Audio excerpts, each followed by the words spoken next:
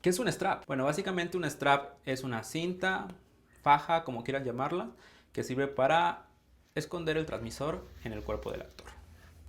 Existen straps para cintura, para muslo, tobillo y otras cosas más. Hay panties straps, hay tank tops straps, hay un chingo de variedad que sirve para esconder y ser más cómodo el uso de un transmisor.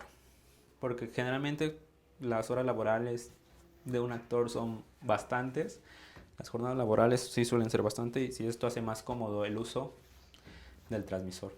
Simplemente es para eso, es más cómodo, es más fácil de esconder, no hace bultos, no se marcan y ya.